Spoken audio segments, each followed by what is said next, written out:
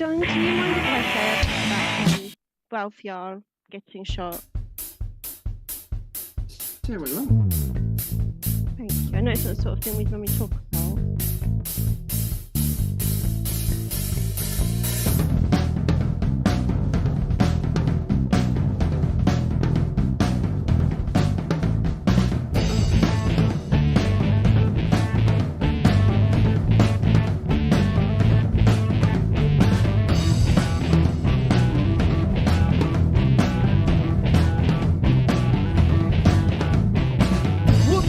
Taxes are the only certainty.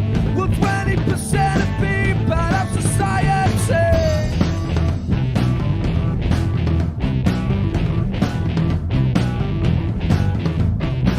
And I have made it on my own in this world. Well, nothing to get a turn around a 2-year-old.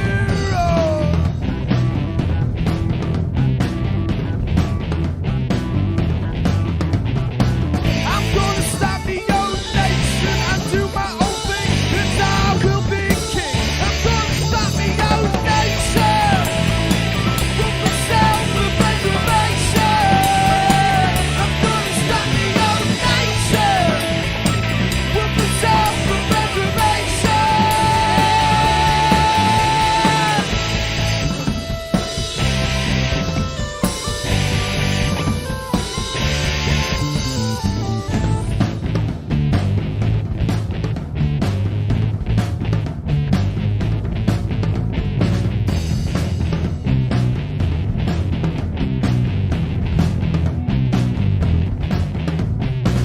Well, let me talk a bit about the weather. You must admit it's not very clever.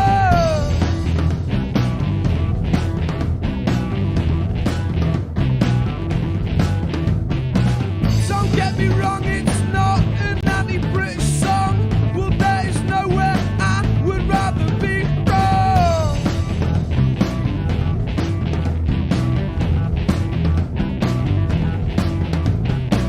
I'm gonna start the old nation and do my own thing, and I will be king. I'm gonna start the old nation with the self-preservation. I'm gonna start the old nation with the self-preservation.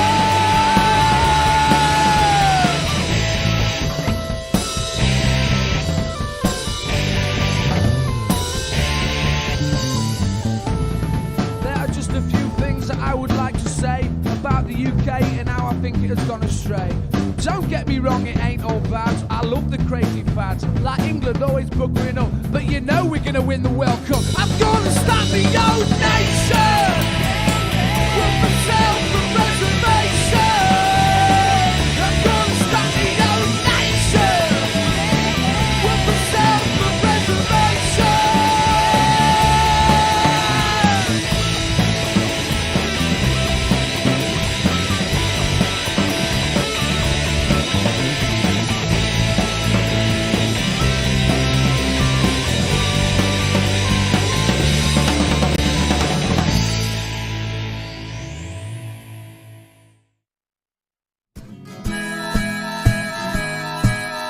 Keep the red flag flying here.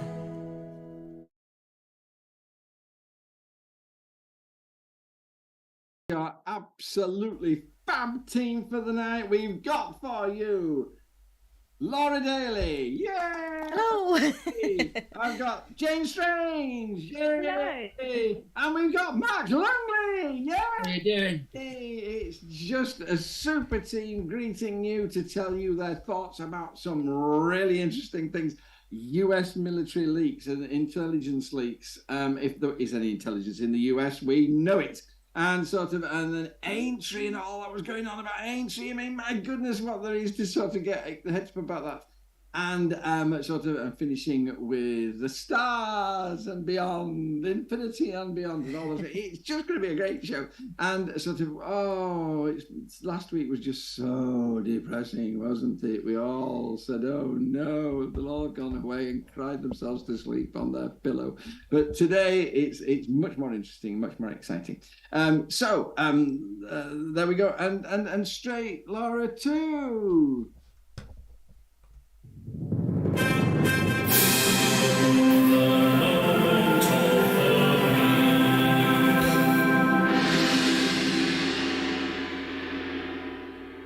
Now then, Justicios, I see that a few of you are beginning to arrive. Hello, hello, hello. Sort of pop. So we're all looking out for your comments today because I find it hard to follow them and follow what people are saying here. So we're all looking out for your comments.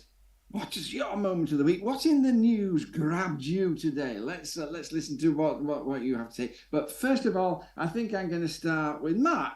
Your moment of the week, please. Oh, it was trying to find one this week because there's been a lot of interesting things. The last topic was going to be what's going to be my moment of the week, but we'll talk about that at the end. But there's been something that came up last night, which is something for us in the Midlands, is a bit of pride for us, and well, definitely for us in the Black Country, and that is every year we celebrate the chain makers for those who aren't from the Black Country of Craigly Heath. And what it was a dispute in about 1910, where one of the first minimum wages came out. And it's, to me, the Chain Makers Festival is one of the sort of like things of the year. You have like the Durham Miners Gala, and it's the warm up to that. It's the week before. And also you've got TWT as well, which is another one, and I'd proudly love to wear the shirt as one of their regular volunteers. TWT? The World Transformed. Right. Yes, yes, I'm sure we're going to be there as a socialist think tank in some way as well. But anyway, Chain Makers is on. Come and learn about a dispute that was won in the West Midlands. It's going to be on the 1st of July. It's a Saturday. It's not that far from Craigly Heath Station. And learn all about, and it's very interesting if you really look into the things of Mary MacArthur and the strike and what have you. There's a great video on it all, which is actually from people who were there, and it was called, I think it's Nothing to Lose, if I remember rightly. All my windows are really small here. Yeah, that's it. Nothing to Lose, the Women Chain Makers strike of 1910, and that's on YouTube. Go watch that. It's from 1974, and there were people who were actually there in there. So, and come on the 1st of July and support such a brilliant event. So put on by TUC Midlands. We're going to address this right at the end of the second topic, sort of the history of protest and the heroism of people who protested in the past. I'm quite sure. Kirsty Smith. Akshata finally being nailed as a beneficiary. Oh, that's Rishi Sunak's wife, isn't it? Rishi Sunak's wife being nailed as a beneficiary for chair cart provider said they didn't raise the rates for childcare for us parents. That's this scandal about the Prime Minister's involvement, or the Prime Minister's wife's involvement, and he's making the rules and she's benefiting. Yes, I agree with you, Kirsty.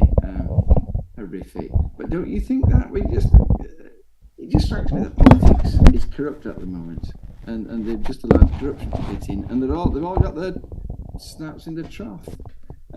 Neil Terry, he was thinking about TWT, sort of these people who are in here. Who else? You have to come. Choose. Jane, sort of your moment of the week. Say something then. Yeah, I was going to say you have to come because Neil and I are comrades on the photography team doing all our bits, but you have to go to the Zara Sultana pop quiz, if only to hear her sing. She might be a good orator, but she can't sing. It's quite funny. I'm probably going to get killed for that by her next one. Remind me. I'd like to try. Jane, your moment of the week. So, bring the mood back down again, I'm afraid. So my moment of the week, and people might know about it because it did make the UK news today. But on Thursday last week, a young 15-year-old black boy in Kansas went to pick up his two younger brothers from a play date with friends. And he went to house number 115, but it was house number 115 on the wrong street. So he rang the doorbell, and I think the 84-year-old white man who lived in the house came to the door, saw a young black man in front of his door, took his gun and shot him in the head through the glass of the door. Then he opened the door and came out and shot the boy in the leg as he lay bleeding on the ground. And then the boy miraculously managed to get up and go for help. His aunt has said he had to go to 3 houses before anyone would help him. The third house agreed to call the emergency service if he lay on the ground with his hands in the air, bleeding profusely. So the police took in the shooter, took a statement from him, and let him out again and let him carry on walking around. He's still not in custody now, although they have finally issued an arrest warrant. But people are quite upset because it's not for attempted murder. So it's they're American charges I don't really understand, but it's assault and criminal use of a firearm. I would really like to know how, when you shoot someone in the head and then go and shoot them in their leg because they're bleeding from the head where you've just shot them, how that is not attempted murder. So there's a lot of stuff about this. That's horrendous. The it's apparent racism of it is terrifying. The fear whipped up by the media in America. I was watching Bowling for Columbine the other day and remembering Michael saying, even so many years ago now, but he was saying the way the media whips up fear against all black boys, rather than going for the wealthy people who were impoverishing the rest of society. And there was a crowdfunder, and I think they've raised over $2 million now. But what's really sad about that is that's to fund his medical fees and education, because in America, it's not a given that you go through something like that and you get medical care to save your life. So there's so much to unpack in that story. There is. I mean, and just the horrific continuing evidence of rampant racism in the United States. I thought the parents were absolutely brilliant when they were interviewed. Very dignified. Yes, very dignified, and just sort of, it's a crime to be black in the United States. You're immediately under suspicion. Thank you for raising that. Sort of, I know we shouldn't laugh, but I love the way you said, I'm going to bring the mood down. After we've just been talking about rampant corruption. That's just normal now. So inured to the corruption in British politics that when we talk about a 16-year-old being racially shot, so that's bringing the mood down, sort of, I'm afraid it has already plumbed the depth, Jane. Laura. Yeah. I'm just stop, because your name was that. I know everybody, you can't see the name, people, can you? I know that you can't see the name, but I can. And it was Paul Daly. And sort of, and while we've all been talking, Laura's changed her name to STT, Socialist Think Tank. So, hello, Socialist Think Tank. Hello. Yes, I embody all of us. Honestly, this week has been a weird one for me because obviously, I work for a trade union, and the whole week has really been around our conference and if we were going to reballot. It's a teachers' trade union, and conference decided that yes, we were going to reballot. So it's been a really, really busy week, and I've been sort of dealing with that quite a lot, and subsequently avoiding the news. But I have seen quite a bit. Sort of similar to Jane's, there have been so many shootings in America over the last just couple of months. And on the back of that, I keep seeing interviews of people who are like pro-gun.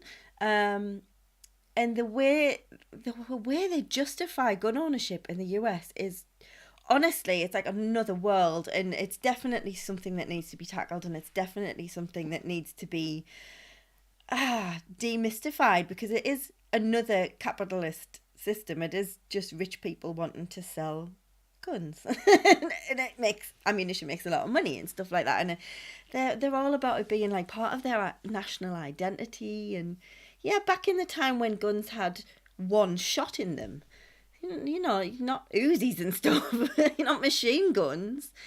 And it's opened a lot of conversations this week for me, not least about how men are more often than not the shooters, and yet women are the ones who get told we're emotional.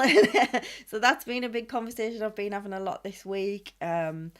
Just the whole system and how just devastating it is. But I don't want to bring the mood down anymore, so I'm going to change my moment of the week from that to Neil said I had nice hair. Thanks, Neil.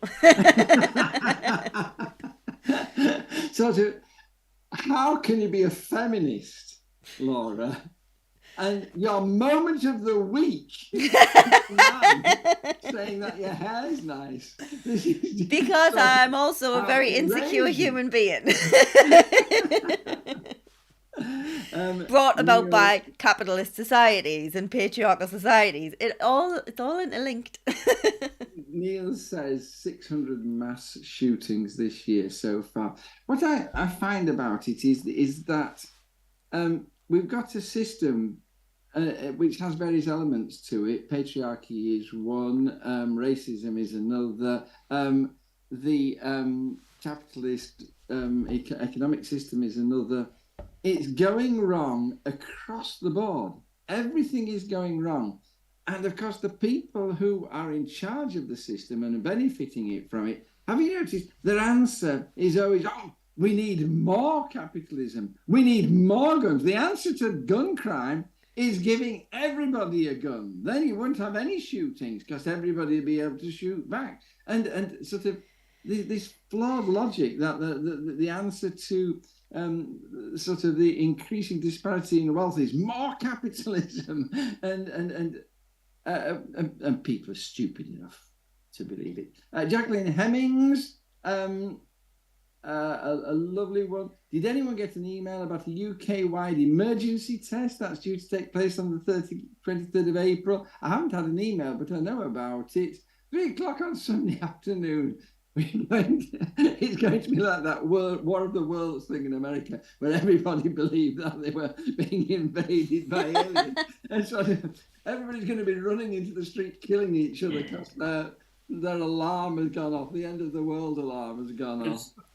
There's some interesting things about that, because some people have secret phones. Now, some of it's obviously for people having affairs, but people who are actually need them as a safety mechanism. So people need to be aware of this, because once this goes off, even if your phone is on silent, I believe it's going to ring. So, there's some advice on the domestic violence charities website telling you what you need to do to switch it off on your phone. So we'll try and find that and put it on the Socialist Think Tank page as well.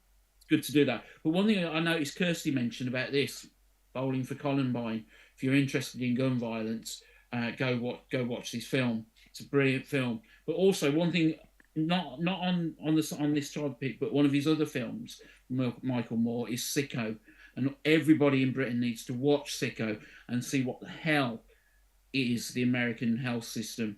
And we need to get that film shown for people to think that yes, you might have to wait a bit in the NHS, but trust me, you don't have to have things like what happened with my poor friend Chandler, who is now dead because he lost his job and couldn't afford his insulin.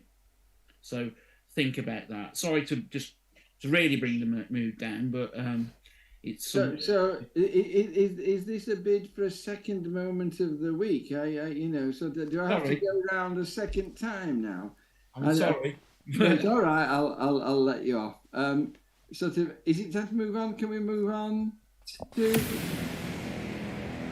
Now it's time for the big story. And I very rarely tell people what we're going to do. I normally say, what do you want to do? But this week, I sort of put my foot down. I think this is the biggest story sort of in a long, long time. And so interesting in all its details as well, because this is this US intelligence leak that is just blown my mind.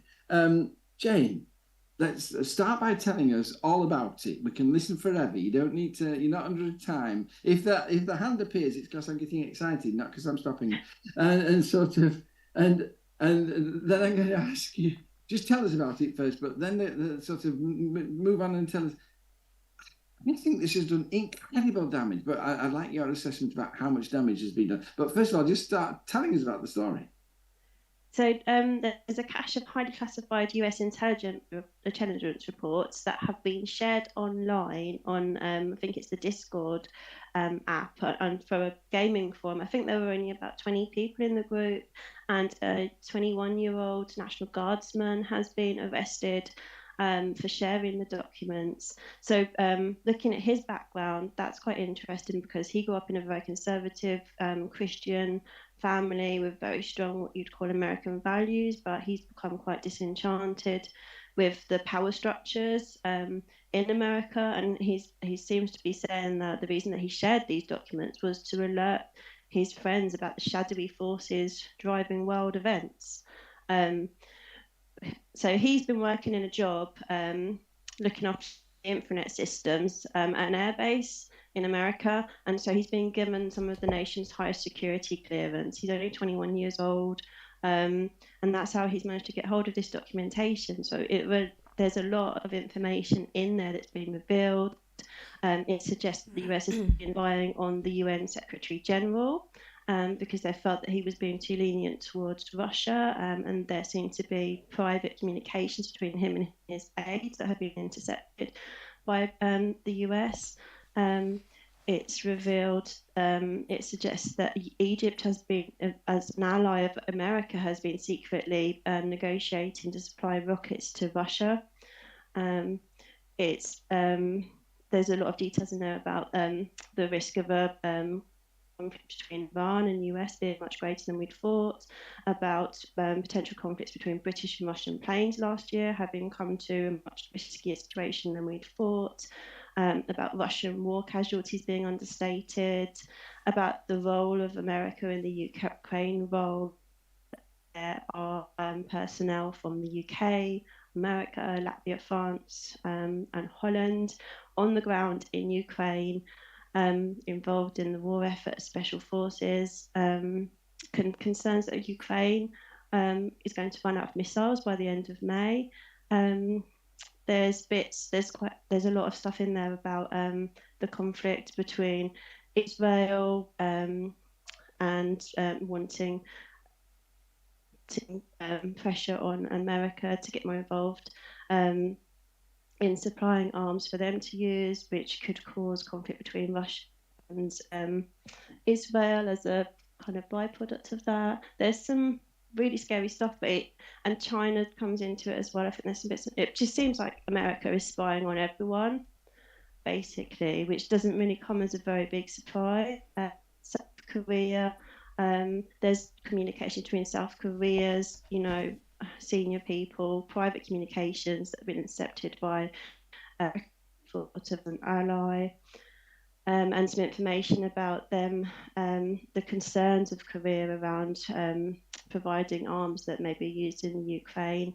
So there's an awful lot of stuff in there that has caused or could cause concerns for an awful lot of governments, and could cause a lot of panic for us as citizens who seem to be in much more of a warmongering world than, it's really apparent on the surface. I'm going to ask you a question. Jacqueline Hemming says, are these leaks as explosive as the Chelsea Manning and Julian Assange WikiLeaks?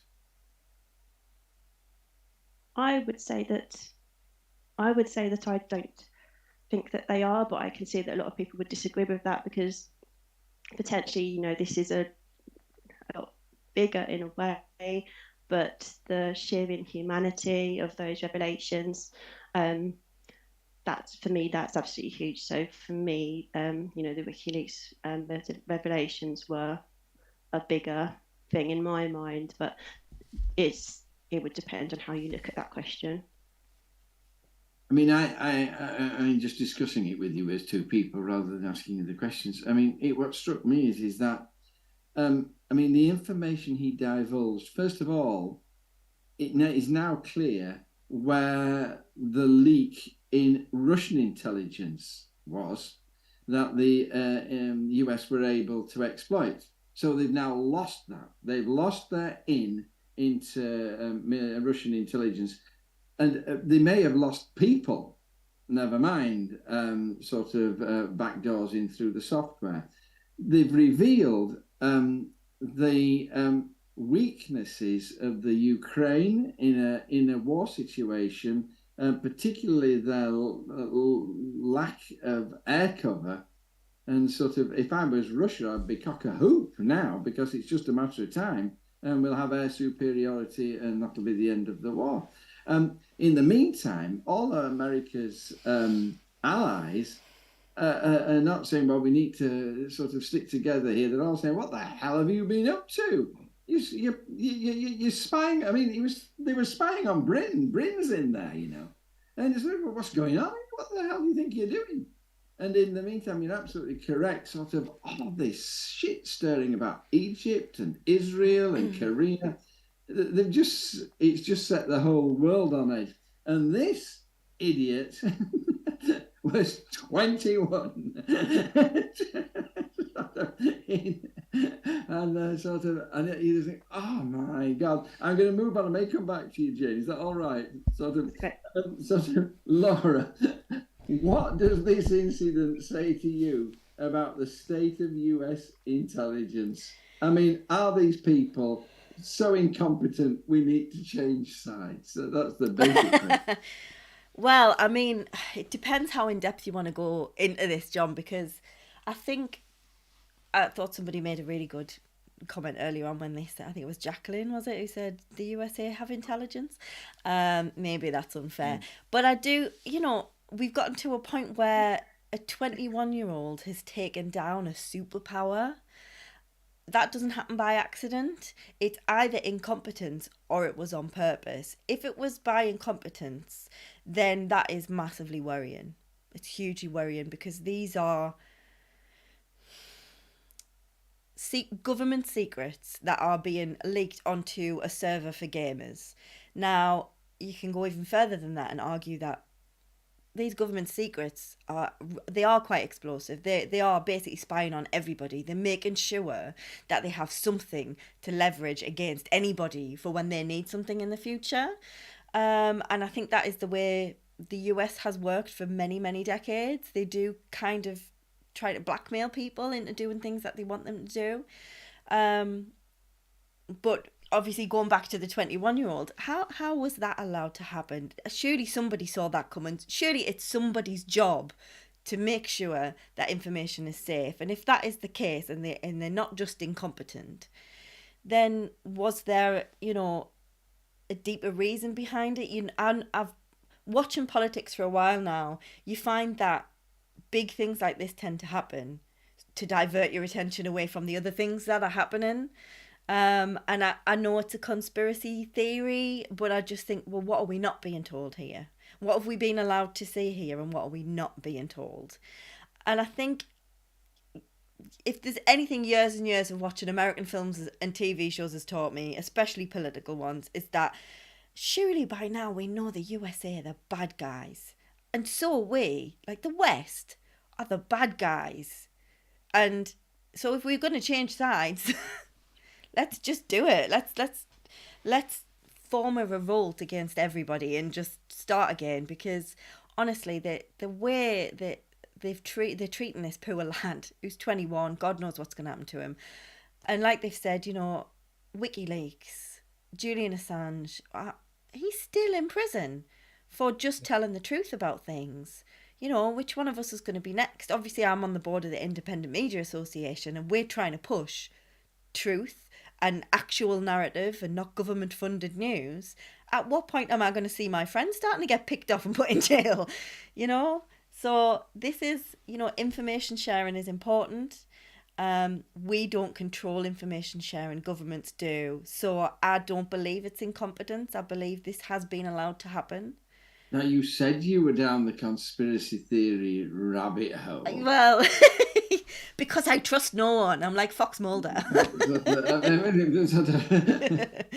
It's like Baldrick, isn't it? Deny everything. I mean, they're talking about. Can somebody explain to me what's all this about the petrodollar? And I mean, Kirsty Smith, America always friendly fires, and sort of there's a truth in that. They are gung ho, sort of. But the dollar being removed as global currency. Yeah, I can tell you about that. Right, Yeah, tell us about that, Mark. Yeah, right. What you've got here is normally got oil is traded in dollars, and always has been. And America doesn't like it when countries stop. Saddam Hussein stopped, and look what happened to him. Gaddafi just stopped. Oh, both of them are now dead. But now it's interesting, and it's good that Kirsty's brought this up. Is that a group of countries are now looking to trade in this thing called BRIC. I don't know exactly all of it, but there is a group of countries. It's mostly Russia. I'm just trying to get to Kirsty's notes on this because everybody's comments jump around so much. Middle East, China, and I think Russia's involved, and I think Brazil has come involved now. Well, so BRIC is a group of nations: Brazil, Russia, India, China. They're going to trade. And they're a block of nations, an economic bloc. They're now not going to trade oil in dollars, which normally annoys America quite a lot. But our America are failing superpowers at the moment that could easily. We're seeing the last days, and obviously a wounded animal fights harder. I mean, that's sort of. We come back to my question to Laura. That sort of, I'm going to ask you, Mark. Are we looking at the last days of the American Raj? Are we looking at the end of America, sort of as a superpower? Very possibly. Never say never, but I think the Gramsci quote is good. That the old is dying and the new is yet to be born, and now is the time of monsters. I think that is very much the thing here, that we are in that kind of situation. And has this been put up, as we talked about in 2020, dead cats? Is this a dead cat? Because this kid was just trying to show off to his mates. It was if you excuse it, a pissing contest. He wanted to say, "Look, I'm Mr. Big. I've got all these big secrets," and he's probably gone and done a lot which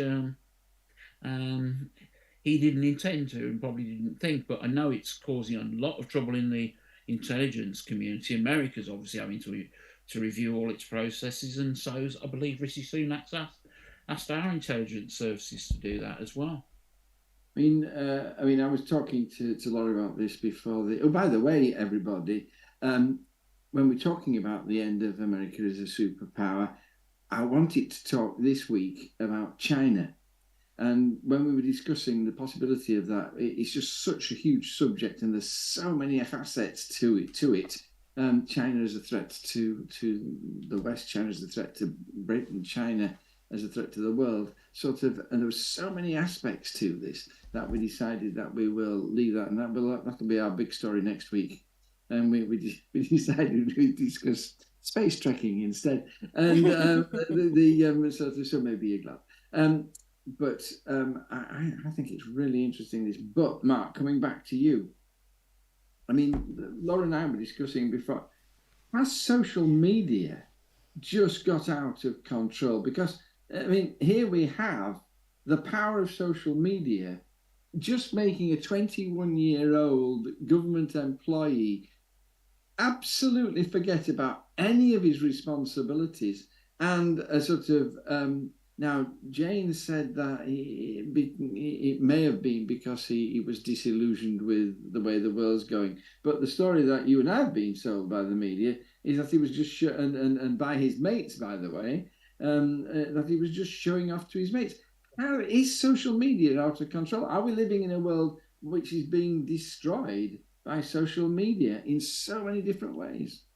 I think it is in some ways. It's becoming a very hard thing to to live without. But I know for myself, being slightly on the autistic spectrum, it's such an easier way to talk to people rather than in real life. But it's an interesting thing how we use social media, and do we have to fully change the way we do things? I know that I was actually in something called a Twitter space, which is basically like Zoom but with just voices. With what was her name again? Natalie Balmain, who was Channel 4's alternative prime minister. If you saw the show, she's actually a type 1 diabetic, and it was a group of that, and she was saying how different countries use social media differently. In Brazil, because they don't have so much much access to it, they actually use it just to plan when they're going to meet up and things like that. So do we need to look at things? And there's a whole, it's probably a Socialist Night Live to talk about how we could change social media,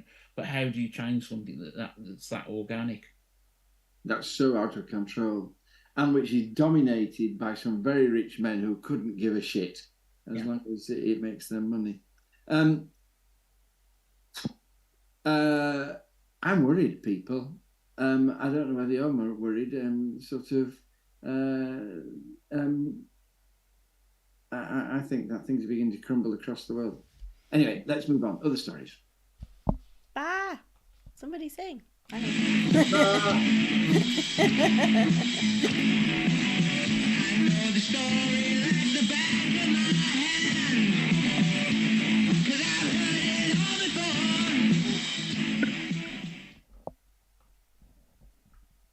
This is an important story, and I know it doesn't seem as big as the world coming to an end because of the US intelligence leaks, but I think it's really important. Laura, tell us all about what happened at Aintree and what's your take? So at Aintree this weekend, it was the Aintree Festival, a part of which is the Grand National. Obviously, most people know about the Grand National. Lots of people bet on which horse is going to win. It's all meant to be a bit of fun. There's an argument that gambling is not fun. We can talk about that on another show. Every single year, at least one horse dies. This year, 3 horses died over the Aintree Festival. There was a big protest, and 118 people got arrested because obviously they're protesting the idea that you race horses and gamble on horses and put horses' lives at risk. So they were, animal welfare protesters, and so many of them got arrested. This has just opened so many can of worms for me, because 118 people, I needed to repeat that, 118 people got arrested for protesting. Now, I've seen some really, really damaging, really dangerous and horrible and violent protests where nobody's been arrested, normally right-wing people, because of, the right of protest, and, you've got to have a right to look after whatever your morals and beliefs are. And they were saying that they were putting people at risk by doing this. They weren't. They were nowhere near anybody, really, and they weren't in the way of the horses. One of the jockeys has now said that the reason his horse is now dead is because of the protesters, because they delayed the start of the race. The two don't marry up for me, but it's convenient because we can all agree that horses' deaths are awful. So let's look for someone to blame. The people who are trying to stop the horses' deaths. Yes, let's make it them. Neil said it was a trainer rather than a jockey. And obviously it's awful, and I'm sure the jockeys and the trainers and the owners are all devastated. But this keeps happening, and the what are they called? British Racing Authority have released a statement just saying that, the thoughts are with everyone connected because of the fatal injuries that have been that have happened. They want to analyse the new Aintree racecourse in painstaking detail, apparently, but they will point out that deaths have reduced by over a third in the last 20 years. it's a race. Should anybody be dying? This leads to the argument of, are animals' lives less important than human lives?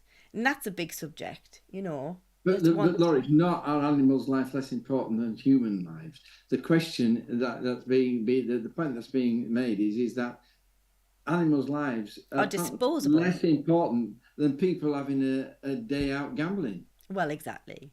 And is it worth a horse dying so you can go and have a day out and a flutter with the tote? For the entertainment and for the trophies and for the adulation, and, you know, yeah, it's a sport, but is it really? I mean, it just, if you might kill a living thing doing something, don't do that thing. Should the Grand National be abolished? I mean, would you go that far? I mean, I would, but I'm anti the Grand National. I'm anti horse race, and I don't think any benefit comes out of it. Gambling is really dangerous. People get addicted to it. It's awful. I love to see horses run. It's beautiful. They're amazing, but they don't need to be put in danger for a trophy. And again, money. You know, the winners of these races get quite a bit of money. I would abolish it personally. I'm yet to hear a very, very good reason as to why not, other than, oh, well, this is how it's always been done, or, well, this is fun, and this is how people earn a living. And there are other ways you can be involved in rearing horses and earn a living in another way. It doesn't have to be this. And I completely disagree with it. And I think this has highlighted a number of issues, not just the animal welfare thing, but the policing of people and what people do. I'm going to be asking sort of Jane about those issues. And the sort of, hang on, I've lost, excuse me, everybody, I've just lost the train of my thoughts. I'll try and get it back. I mean, when you say there's so many issues involved, we're talking about one of the things, it's to do with protest as well. I remember that we celebrate Emily Davison, who threw herself under the King's horse. Yeah. As one of the heroes of our modern time. And all these people did was try unsuccessfully to tie themselves to the some of the jumps. Yeah, and I think it's I think you raise a really important point there. The way we see protesters now, because the media and the government and so many other people are portraying these people as troublemakers and people who just get in the way of fun. Look at the fella who got on the snooker table at the snooker game recently with the powder and the climate change people. Nobody saw his point. Nobody saw, I mean, yeah, it was disruptive, but that's the point. And it starts people talking about the reason why it's disruptive and what message they're trying to get out there. But I feel like people now are just more bothered about the disruption and more bothered about, oh God, here they go again. Well, we'll talk about that with Jane later as well. Thank you so much. Mark, I've got a question for you. I mean, Laura's absolutely fine. Hill 16's trainer, Sandy Thompson, blamed the protesters for this horse's death. So I've got two questions. First of all, was he right to do so? And secondly, is there any way in which you sympathise with the race? Did the protesters go too far? Well, I mean, you've got to understand that they do wind these horses up to make them race, I think. And why are they winding them up so much that they almost die? I mean, did the protesters go too far? What is too far? That's going to be history that judges that. I'm led to believe, as we talked about already, about the suffragettes, and there's various movements like that. They were both all looked at as exactly the same way as Just Stop Oil and Extinction Rebellion. If you look at the coverage of Martin Luther King in the 60s, when he was doing his protests, his sit-down protests, just remember, sitting down on the bridge, he was vilified in America, and America needs to not whitewash its past when it looked at what he is. And actually, a lot of people need to look at what Martin Luther King said, just quickly as an aside, because he's actually quite socialist, even borders on Christian communist, of some of the things he actually said on socialism and communism. it's actually quite an interesting thing. But American likes to whitewash those out, and if I had time, I'd get up some of his quotes, but it's not the time now. But definitely, I think that protest is measured in the future, and I wonder how in 50 years' time, when we are possibly beginning to struggle to breathe because of the content of the air, whether Just Stop Oil and co will be looked at like in the way that the people are now doing, or whether it'll be like they are looked at like the suffragettes and the levellers and the Chartists are all looked at, which were all vilified in their time. I mean, my view on the, for what it's worth, everybody, my view on the trainer is that if he saw, as he claims to have done, that the actions of the protesters had wound the horses up to such an extent that they were likely to hurt themselves in the race, why the hell did he let his horse run? Yeah. Why did he not withdraw his horse from the race? If he saw that happening, then he is the one responsible for his horse's death, not the protesters. The protesters all they did was delay a race, which could have happened for anything, a rainstorm or anything. Could you imagine if in a football match or like a cup final or an international, somebody broke their leg in on the pitch, and the trainers came out and put a like a shield around him and killed him? Could you imagine if they did that to a human? So I actually saw that as a post online. Now, it is actually possible to rehabilitate a horse with a broken leg, but it's damn expensive. And maybe if horse racing is to carry on, then some of the entry fee and money, and I'm not saying it should, needs to go towards putting towards a charity to look after that rehabilitation for horses with broken legs. It's damn difficult. It's a lot harder than a human broken leg, but it is possible. Thank you very much. A good idea, Mark. Final question, Jane. Yes, what does this tell us about, sort of Laura raised all the points, what does this say about protesting? I mean, they've made it harder and harder. 118 arrested, of which 42 were immediately de-arrested. They shouldn't have been arrested. They were just taken away. Sort of, is the future of protesting over with now? And have we reached the point, and Laura raised this point as well, is protesting now counterproductive? Is it time to rethink our protests because they're just turning people against us?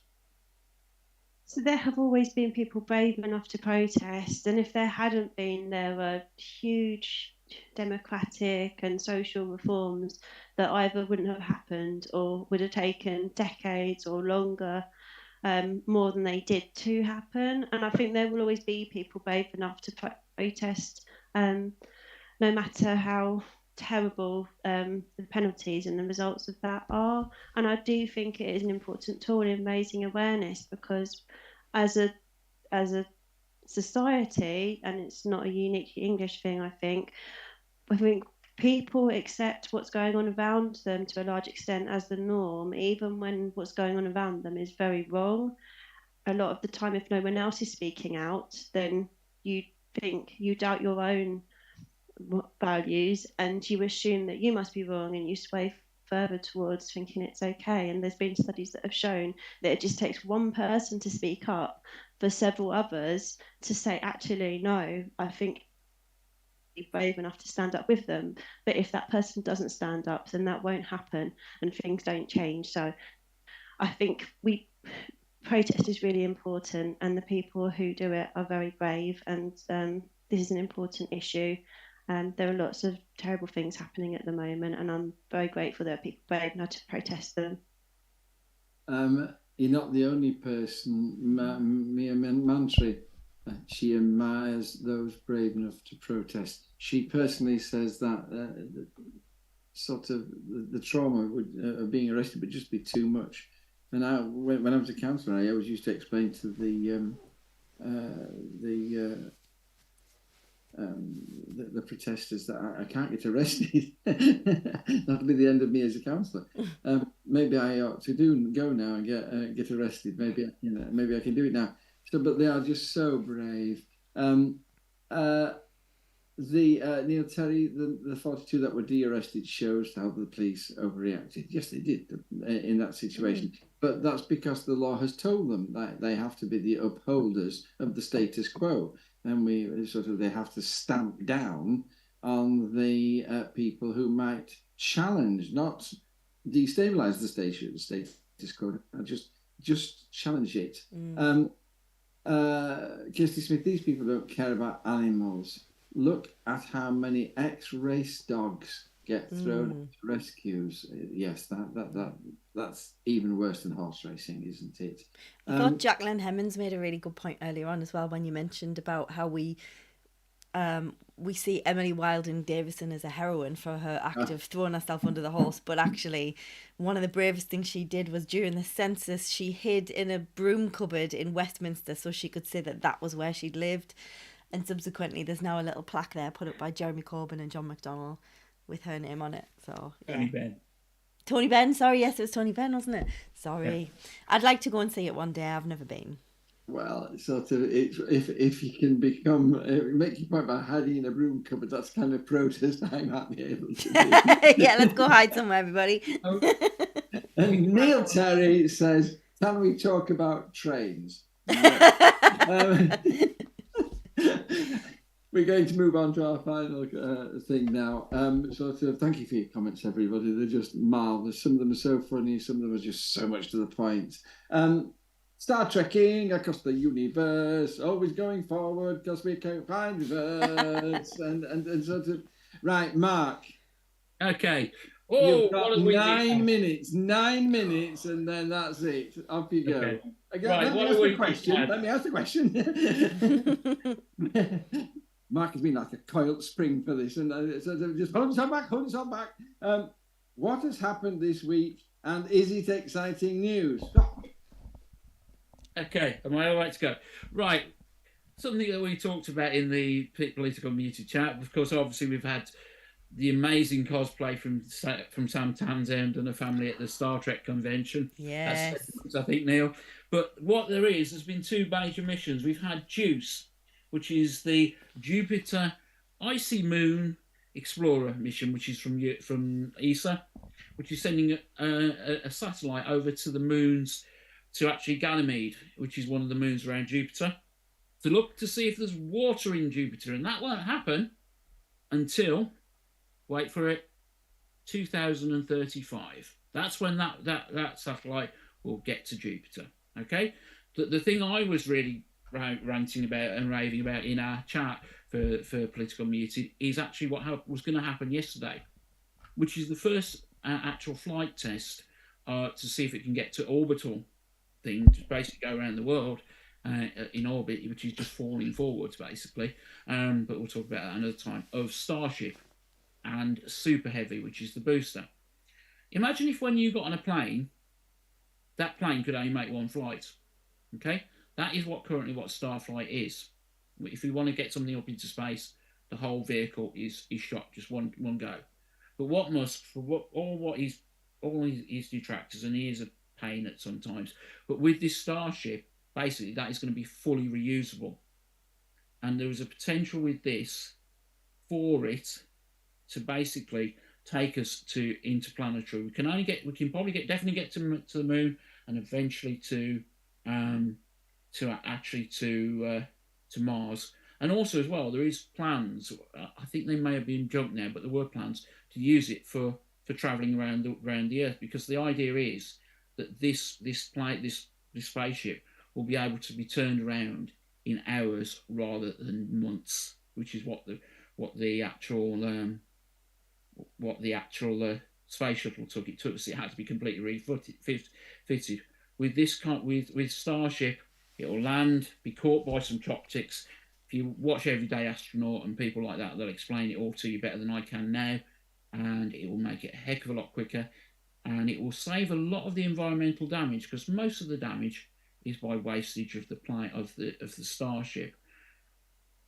That's what's basically going on at the moment, and I think it's quite an interesting time, because it will mean we can possibly become an interplanetary species. And let's understand, we are always at risk of an asteroid. There are thousands that people in NASA are watching, and we're about due for another one. So, do we want to carry on our species on another planet? It's not going to be for hundreds of years, 100, maybe 200 years till we can fully be sufficient from outside of the Earth. But I think it's something to be very interested on. I think that, Jane, this is your question, but sort of, I'm just going to take Mark on this, and then I'll come to you and get your thoughts. Is it not all nonsense, this, Mark? I mean, the thing is that we can't live on Mars, can we? Or any of the moons of Jupiter, even if we were to go travel for decades to get there. It's when you talk about being an interplanetary species, sort of, we can't do anything except die when we get there, can we? We don't know. People thought that if you went above 30 miles an hour on a train, there you are, Neil, we've got trains in, that you would die, basically, when we started steam trains. Basically, the air would be sucked out the carriage and you would die. People thought we couldn't fly. Mm-hmm. And what shouldn't we do this? And one of the things that's going to be interesting about this mission to Mars is you're going to need to make fuel on Mars to come back. How are they going to do that? Carbon capture. Yes. Basically capturing carbon to actually make the methane which Starship uses to come back. And now that might be a useful thing. People always talk about carbon capture, and I think we should never treat it as a done deal. But a lot of things from the moon mission that we had in the 60s helped us on Earth. I mean, there's amazing things, and just using things out there. And there's a lot of medical things coming from growing cultures and cells out in space. We don't, until we go there and do these things, we don't know. I think we should try. Thank you, Mark. God bless you. I'm going to just maintain my skepticism for a while. Milk the cow. A billionaire space race whilst billions live in poverty is a symptom that our system is sick. Absolutely agree. We're due to be an interplanetary species. The world needs some hope born from wonder. Oh, he ended up on your side. I thought he was going to be on my side.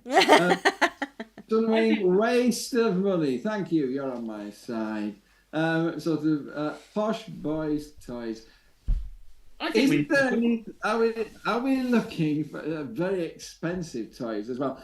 Jane, given the distances, might there be a planet B, or is it all just wasted money? I'm slightly torn because I do think science is very important, but I don't know. I don't have any interest in continuing the species on another planet. I think if we were going to be hit by a meteorite, I'd have an interest in saving me and everyone around me from imminent death. But I don't feel particularly enthusiastic about saving the species for the sake of the species continuing, if that's not a little bit too bleak. There are a lot of problems going on in society. And this sorry, is very Jen, expensive. I'm not laughing at you. I'm sorry. I'm just laughing at Neil's comment. Sorry. I just needed to put that in there in case you thought I was laughing at you. I didn't. I won't read Neil's comment. It made me laugh too. But sorry to interrupt you, Jane. We're laughing because Neil has said, I bet the rocket gets to Jupiter before HS2 reaches the north of England. Yep. Right. Correct level of cynicism in mind. Carry on, Jane. We're all being very rude. Sorry. No, it's kind of the same sentiment as Milk the Cow podcast and Sunwing. I think, there are people in poverty and we've got very rich people spending huge amounts of money on this. And I think we need to look at why we're doing it. Whether that's really how we want to spend the money. But then again, that comes back to a wider issue on economics and monetary theory and, is it that we can't afford this, or could we afford to do this, and would it be worth it for us to do this?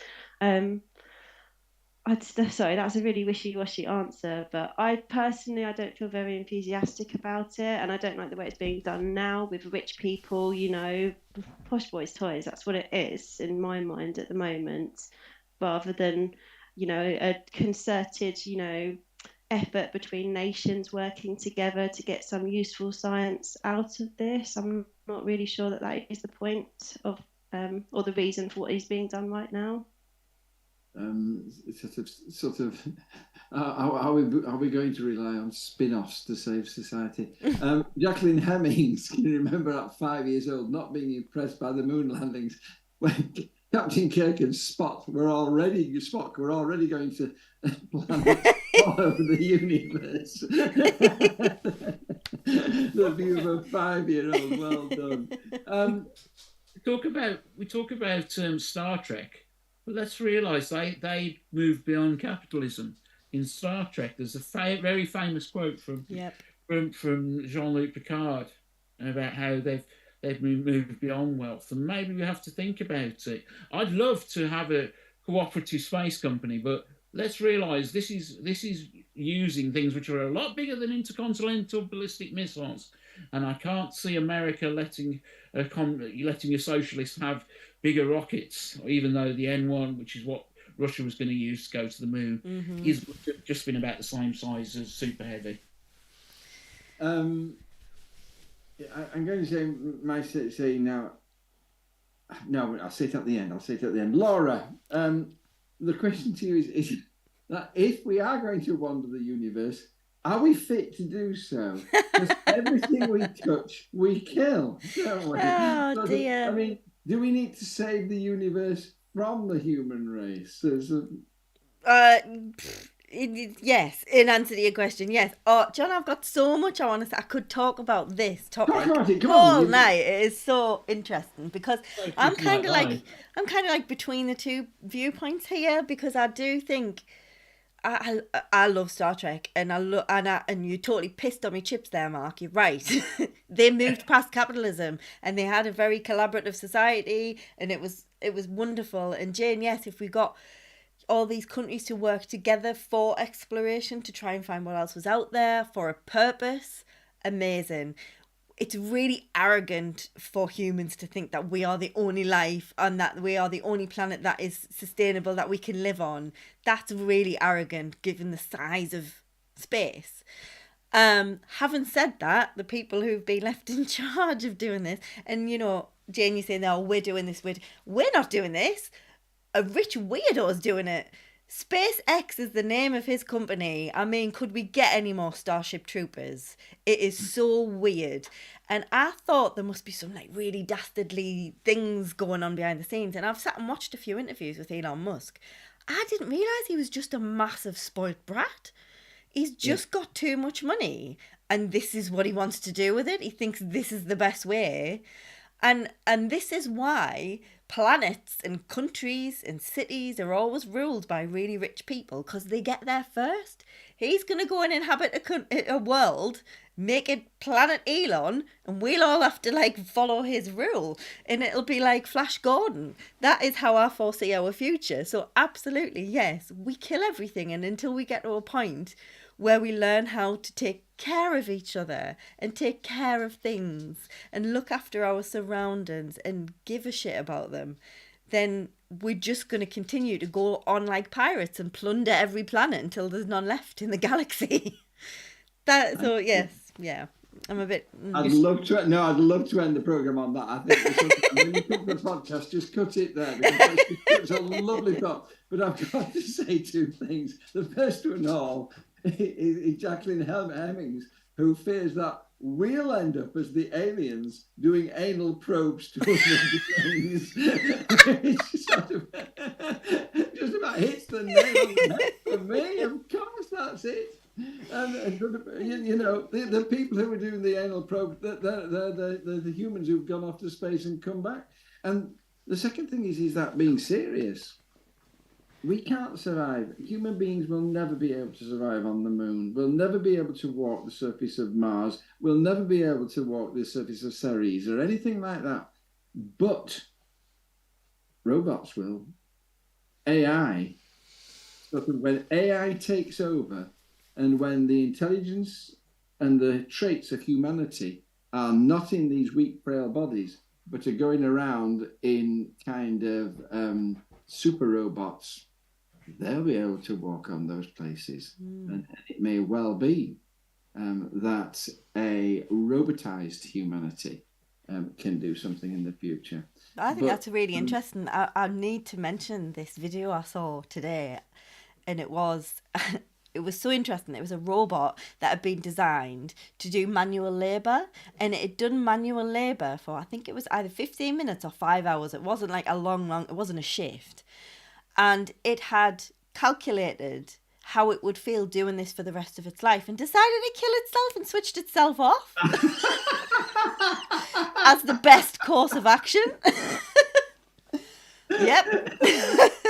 That's humanity. Work till you drop. I know I bang up a lot on about space and things like this, but there's so many questions that we as socialists should be asking and answering. Like, as we say, if we do get to Mars, what government do we use? Is Elon Musk going to be in charge? Would you want? You've seen what he's done to Twitter. Would we want him in charge of the whole of being able to switch off our oxygen? These are all things that I think that we need to talk about. And it's interesting John mentions about AI and things like that. One of the theories about the greys, which are those the aliens that people say, is that they're not here. They're not actual biological life forms. They're actually robots.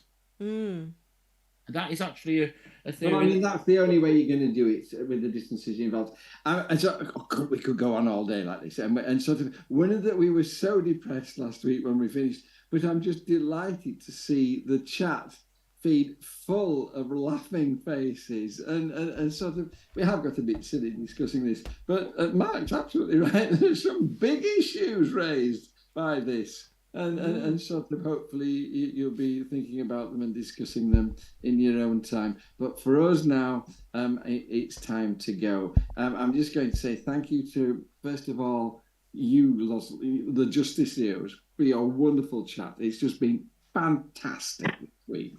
God bless you. But I need to say thank you to Laura with the beautiful hair and Mark with the beautiful beard. And Jane with the beautiful brain. Thank you so much, all of you. And God That's bless where you. we're at. That's where we're at. You brought it on yourself. And sort of the definitely trying to overcorrect